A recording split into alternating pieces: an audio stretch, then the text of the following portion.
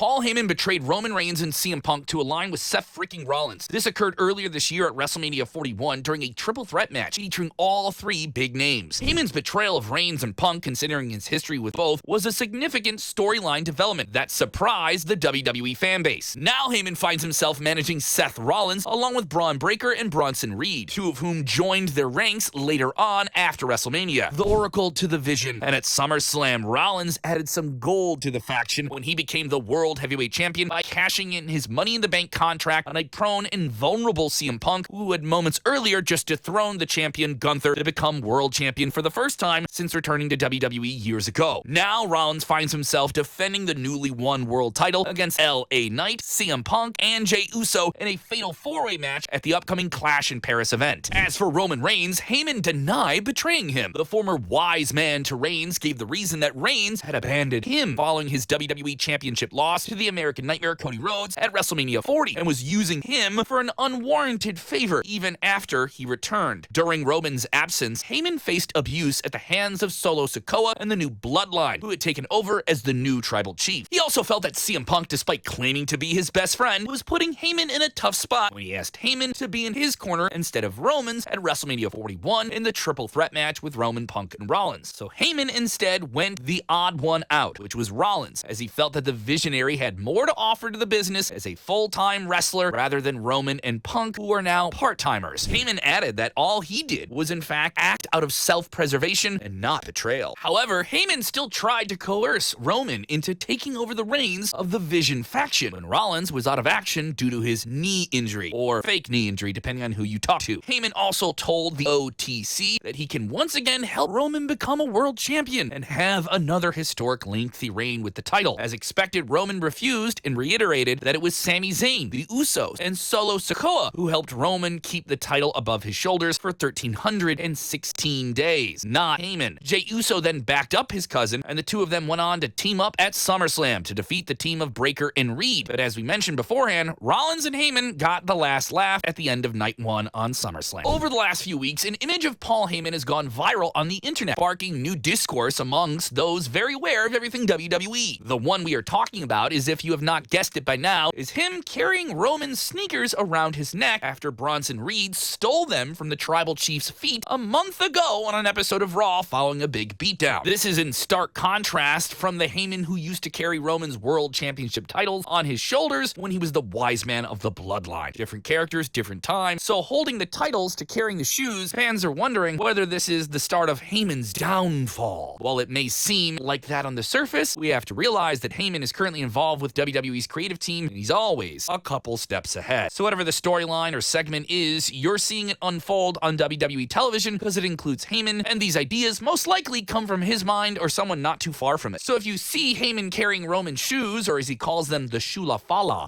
around his neck, it might have to do with Big Bronson Reed getting over with the fans and calling himself the tribal thief. The WWE Hall of Famer also took to social media to react to the first instance of Bronson stealing Roman's sneakers, where he claimed enthusiastically that Reed bullied Roman Reigns. This somehow confirms that Heyman is into it and wants to support the Big Bronzilla. But will that be enough to convince fans? They will most likely want to see the conniving and self-centered character of Paul Heyman get back to his full form. It's no secret that Heyman has a long list of clients whom he stabbed in the back when a bigger opportunity came knocking at his door. From Brock Lesnar to The Big Show to CM Punk to Roman Reigns, Heyman has turned on Lesnar on two separate occasions. The first one was during Lesnar's first WWE run, as Heyman betrayed the Beast Incarnate at the 2002 Survivor Series and helped The Big Show defeat Lesnar for the WWE Championship. The next one was after Lesnar returned to WWE and Heyman betrayed him at the 2022 Royal Rumble and showed that he was still aligned with Roman Reigns the entire time. He once again helped The Big Show win the ECW World Championship back in 2006, screwing over ECW original Rob Van Dam on an episode of ECW TV. Then, who can forget when Heyman and CM Punk's memorable partnership during the height of the PG era came to an end?